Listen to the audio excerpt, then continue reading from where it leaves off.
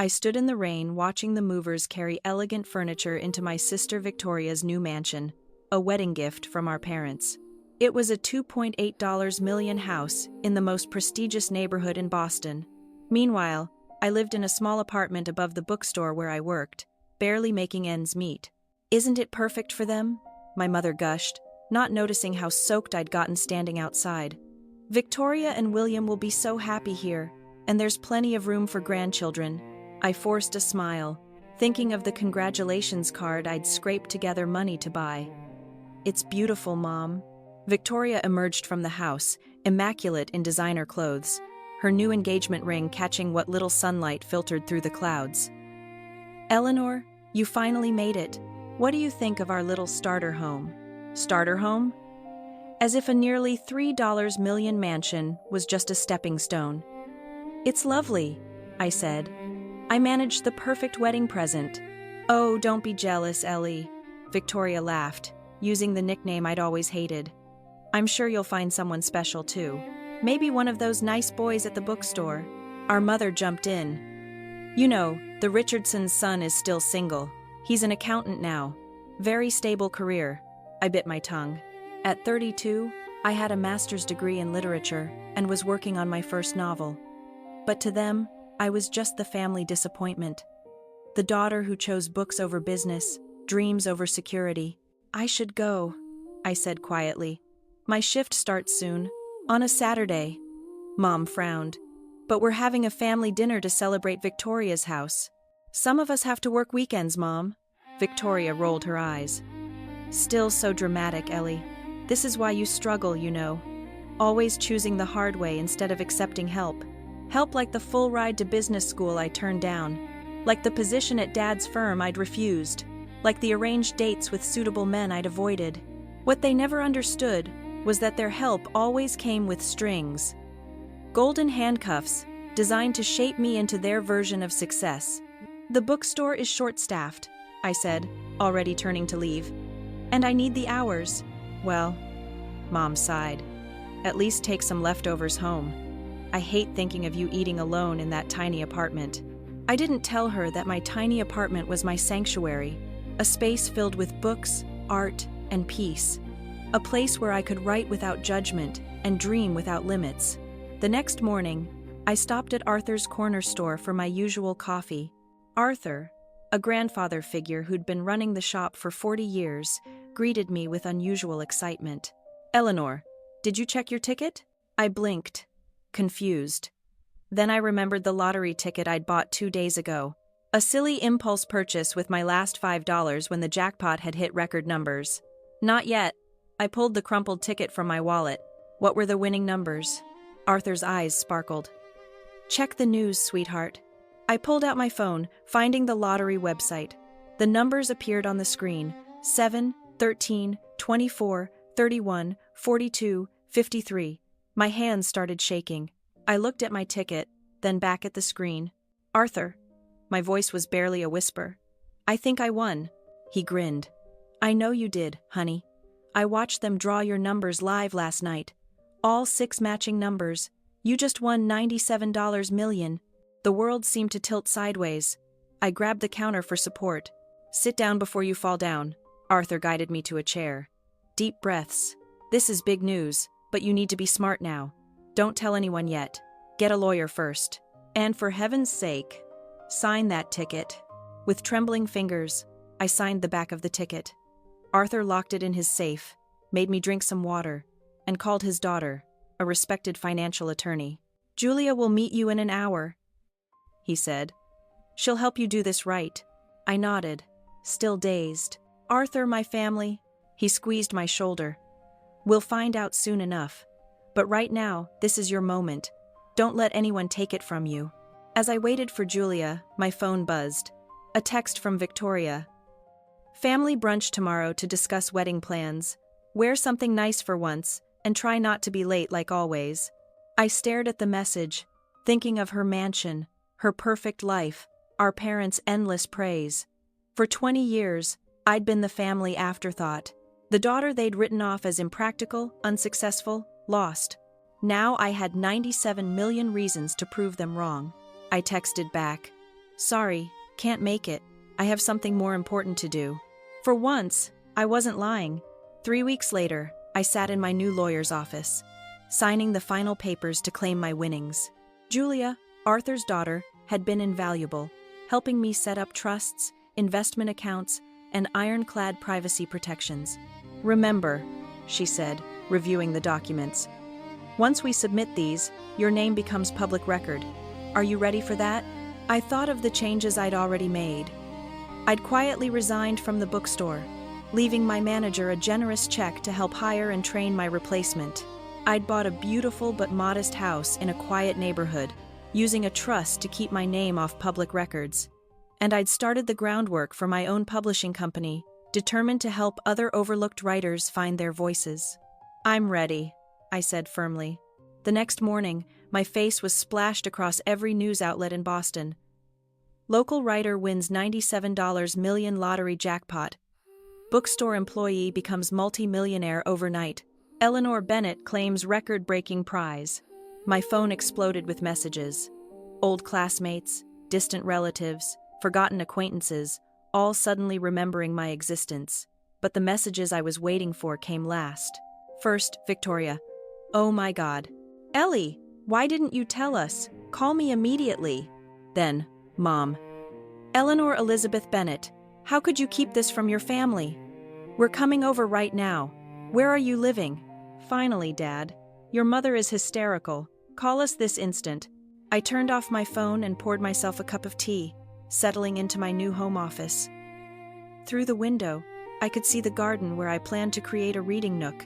The morning sun painted everything in soft gold, making the moment feel almost magical. My doorbell rang. Through the security camera, another of Julia's suggestions, I saw them. My parents and Victoria, standing on my porch. Victoria was dressed like she was heading to a photo shoot, while my mother kept smoothing her designer dress nervously. I took a deep breath and opened the door. Eleanor, my mother burst out. We've been so worried. Why haven't you answered our calls? And how did you afford this house? The lottery money hasn't even been released yet. Hello, Mother. I cut her off calmly. Would you like to come in? They filed into my living room, taking in the tasteful furnishings and wall-to-wall bookshelves with barely concealed surprise. Well, Victoria said, running a finger along the shelf. I suppose now you can finally move to a better neighborhood. Maybe near my new house. There's a lovely little colonial for sale. Only $4 million. I'm happy here, I interrupted. But thank you for your concern, Ellie. Darling. My mother leaned forward, her voice dripping with honey. You have to understand our shock. This is life-changing money. You'll need guidance, proper financial advice. Your father knows several excellent wealth managers. I have a team of advisors, I said. And it's Eleanor, not Ellie. Don't be difficult, Victoria snapped. We're trying to help. God knows you've never been good with money. Like that time I loaned you $10,000 for your starter business, I asked quietly. The one you never paid back. Victoria's face flushed. That was different. What you needed was to take responsibility. I stood up, my voice steady. Something none of you have ever expected from her. Now, see here. My father finally spoke, his face reddening. We've always supported you both equally. I laughed. Actually laughed. Equally? You bought Victoria a mansion for her wedding. You paid for her business school, her first car, her perfect wedding. What did you give me for graduation? A lecture about practical career choices. Because we worried about you, my mother cried. Your choices were so impractical. We just wanted you to be like Victoria. I finished the perfect daughter. The sensible one, I said. Well, guess what? My impractical choices led me here. My job at the bookstore, the one you all look down on, is where I bought the winning ticket. And now you can finally have a real life, Victoria said, as if she was being generous. We can help you invest, get you into the right social circles. No. The room fell silent. What do you mean, no? My father demanded. I walked to my desk and pulled out 3 envelopes. Victoria, this is a cashier's check for $10,000, repaying the loan you've conveniently forgotten about. I handed her the first envelope. Mom, Dad, this is a check for $15,000. The total of every gift, every payment, Every contribution you've ever made to my life. I've kept careful records." They stared at the envelopes, speechless. "The third envelope," I continued, "contains documents showing I've already established my own publishing company, created a charitable foundation for literacy programs, and set up my investments with one of the top firms in the country. I didn't need your guidance then, and I certainly don't need it now." But we're family," my mother whispered. "Yes, we are. And family should love unconditionally. Support dreams, not squash them. Celebrate differences, not try to erase them." I walked to the door and opened it. "Now, if you'll excuse me, I have a meeting with my foundation board about funding new libraries in underserved communities." "You're making a mistake," my father said stiffly. "You need us." I smiled, feeling lighter than I had in years. "No, Dad, you need me. And that's the real reason you're here, isn't it?" Victoria stood up, her face a mask of fury.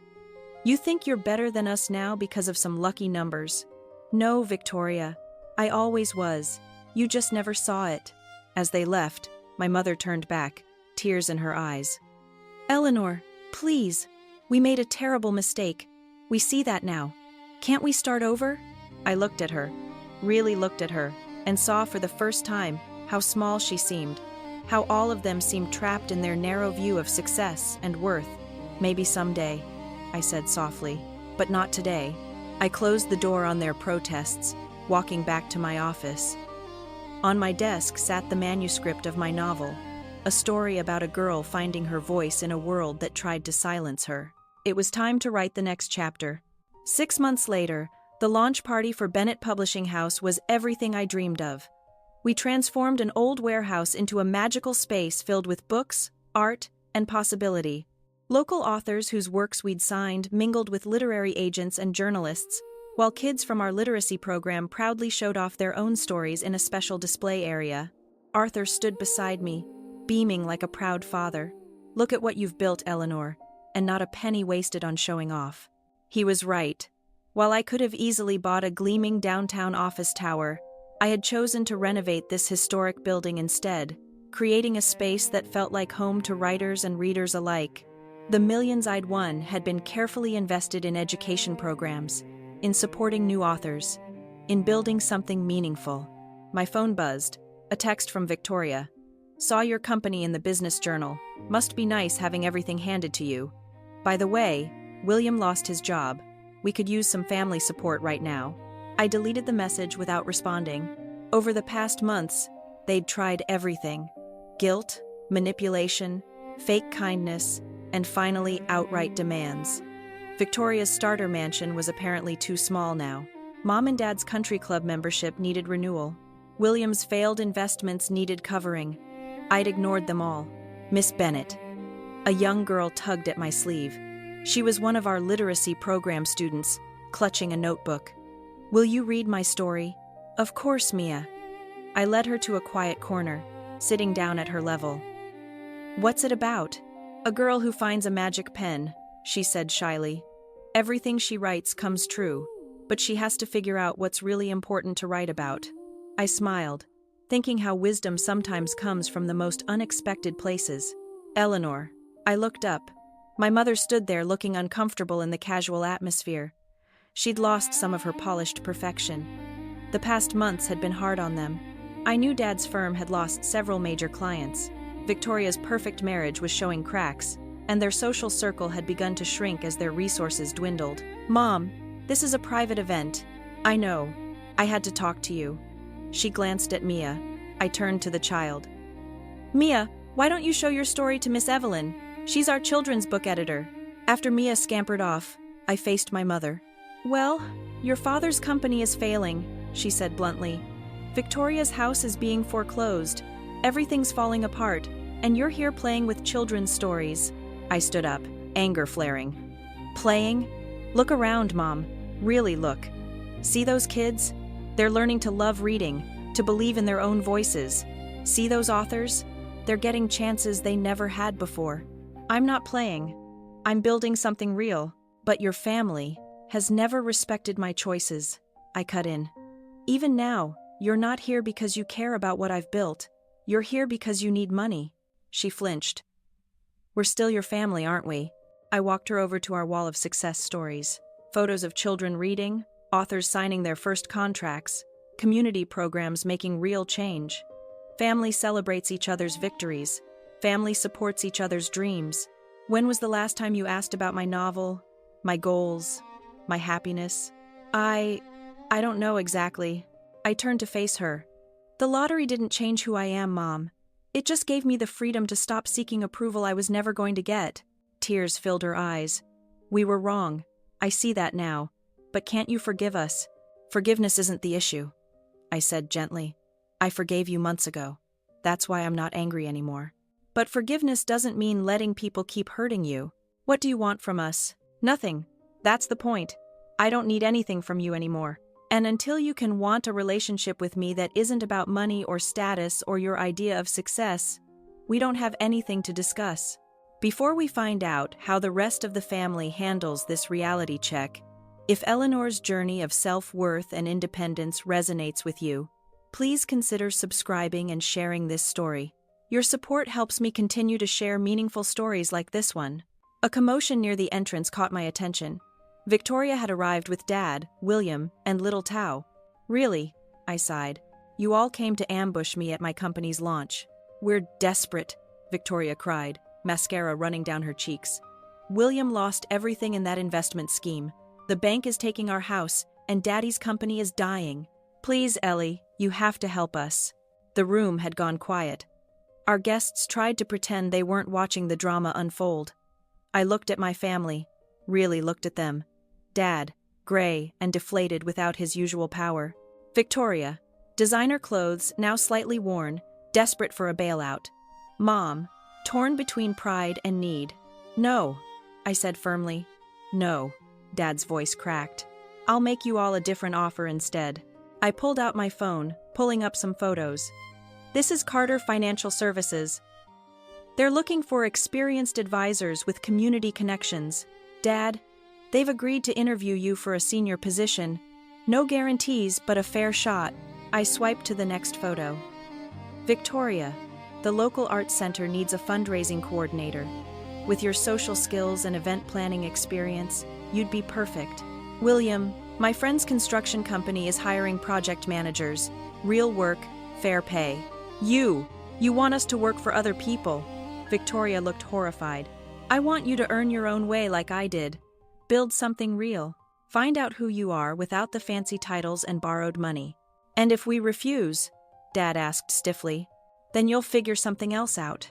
But you won't get a dime from me to maintain the lifestyle that made us all so unhappy. Mom stepped forward, surprising me. The Arts Center. They really think Victoria would be good at fundraising. Yes, because she is good at it when she's actually trying, not just playing the perfect daughter. Victoria wiped her eyes, smearing expensive mascara. I don't know how to be anything else. Yes, you do. I took her hand. The first time we'd touched in months. You're smart, capable, and determined. Use those qualities for something meaningful instead of just appearances. Dad cleared his throat. The position at Carter Financial. When's the interview? Tomorrow at 10. Don't wear your Rolex. Show them your experience, not your ego. One by one, they nodded. Not happy, not grateful, but perhaps thoughtful. As they left, Mom turned back. Your company, it's really amazing, Eleanor. I'm sorry we never saw. I know, I said softly. Maybe someday you'll see me too. After they were gone, Arthur appeared at my side. You okay, kid? I looked around at my publishing house, at the dreams being born, the stories being told, the lives being changed. You know what, Arthur? I really am. Mia came running back, waving her notebook. Miss Bennett! Miss Evelyn loved my story. She said, maybe someday it could be a real book. I knelt down beside her. Want to know a secret, Mia? Every real book starts with someone brave enough to tell their story. Like you. Like all of us. Later that night, I sat in my garden reading nook, working on my novel. My phone buzzed with a text from Victoria.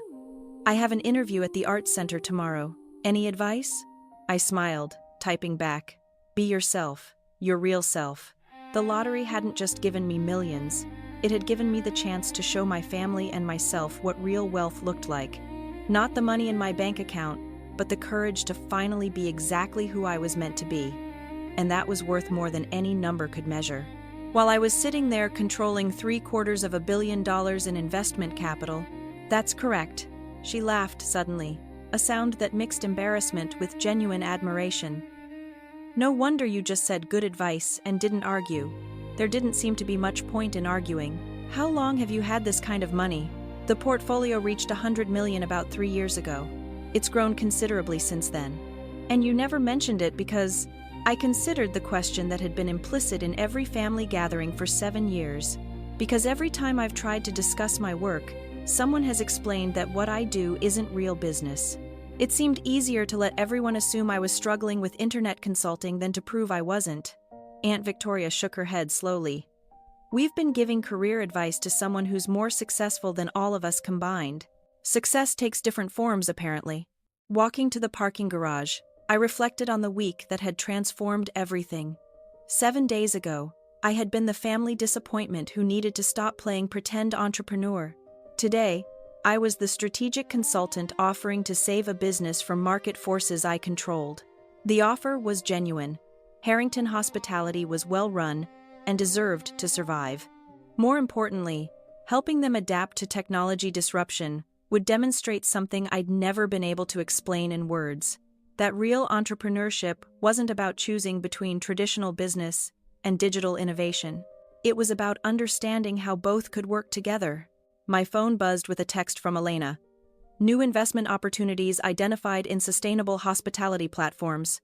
Should we deploy the liquidity from this week's divestiture?" I smiled, typing back, "Let's discuss Monday. I might have a more interesting opportunity developing."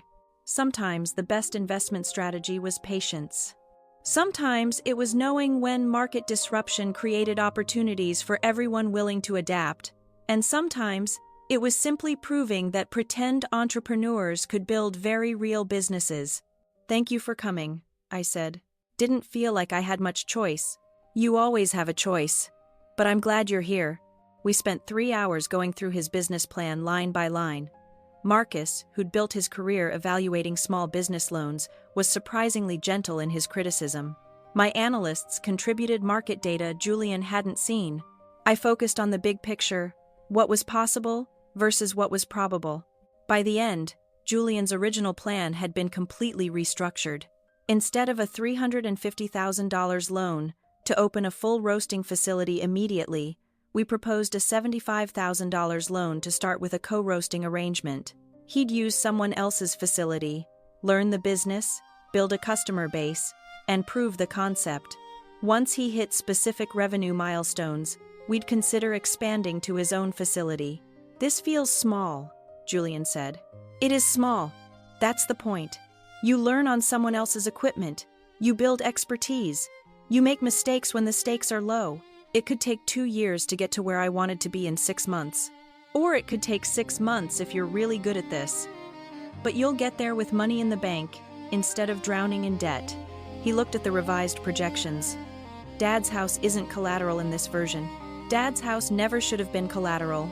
If you can't get a business loan without risking your parents' retirement, you're not ready for that business loan." "That's harsh." "It's honest." He nodded slowly. "I'll do it this way." "You're sure?"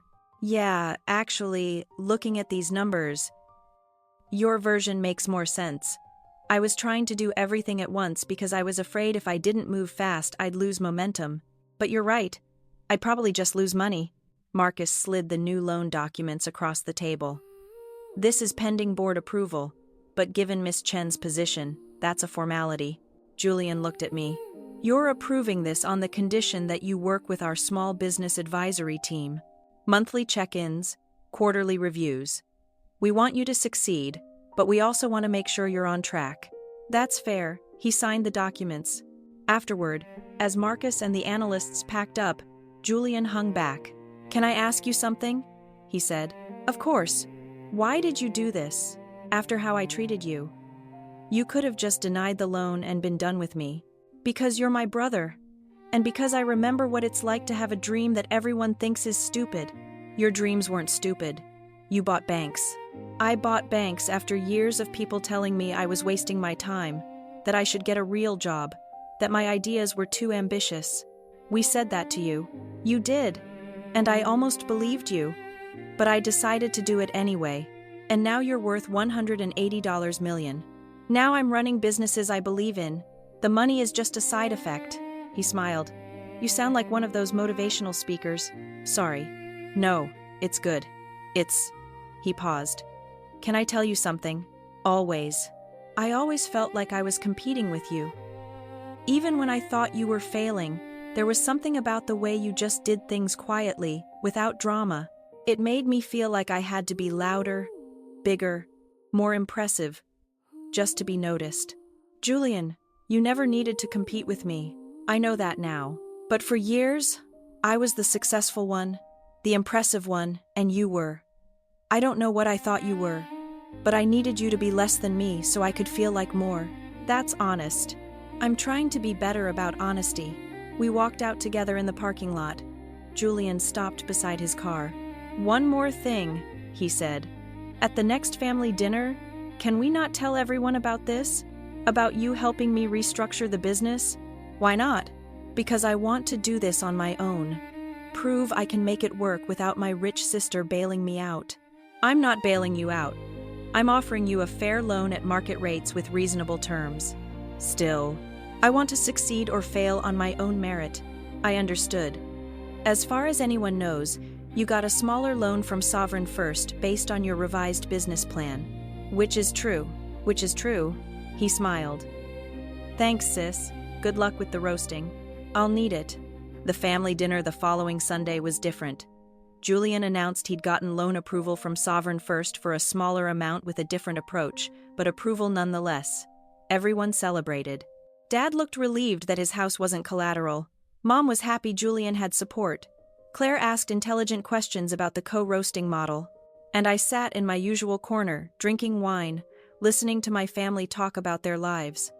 Except this time, when Julian described his business plan, he'd glance at me occasionally. A small look, just checking that he was explaining it correctly, getting the details right. After dinner, Mom pulled me aside in the kitchen. I want to apologize, she said. For what? For not seeing you. For all these years, I thought you were struggling. I worried about you constantly. Your small apartment, your uncertain career, your quiet life. And the whole time, you were building an empire? It's not an empire, Mom. It's just a business. It's a $340 million business. Fair point. She hugged me. I'm proud of you. I should have said that years ago. You're saying it now. That counts. Are you happy? Truly happy. I thought about it. My portfolio of banks and credit unions.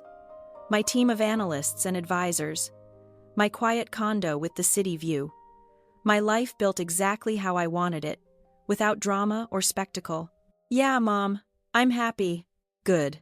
That's all I ever wanted for you. 6 months later, Julian's coffee roasting operation was thriving.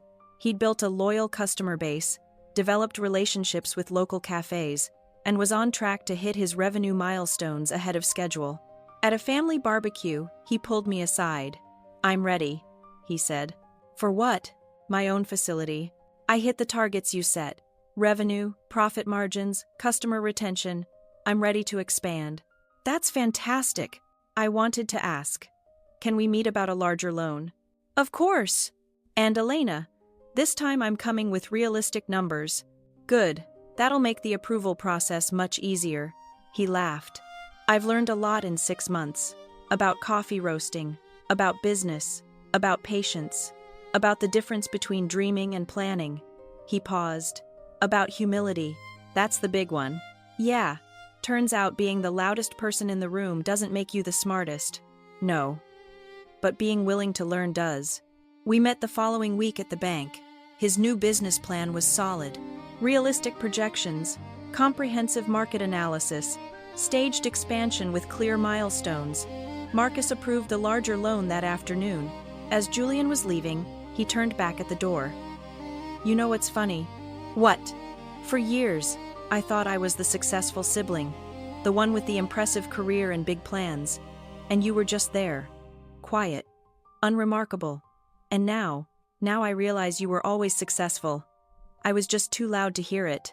After he left, I stood at my office window looking out at the city, at the neighborhoods where my banks operated, at the businesses we funded, at the lives we helped build. I thought about that Christmas dinner, when Julian mocked my small business dreams, when Dad told me to stick to my day job, when everyone assumed I was the unsuccessful one, and I thought about how satisfying it had been when Julian's phone buzzed with that email requiring the bank owner's approval. Not because I got to deny him, not because I proved him wrong, but because finally, they saw me as I actually was. Not Elena, the uncertain consultant, not Elena, the quiet dreamer, but Elena, the woman who built a banking empire while everyone else was too busy talking to notice. And in the end, that was worth more than any dramatic revelation or public vindication. It was worth watching my brother succeed, watching him grow, watching him learn that success isn't about being the loudest or most impressive. It's about doing the work quietly, consistently, whether anyone's watching or not. That's what I'd been doing for 8 years, and I'd keep doing it for 8 more, not because I needed to prove anything to anyone, but because I'd learned something my family never understood until it was too late to ignore. The quietest person in the room is often building something so significant that words would only get in the way.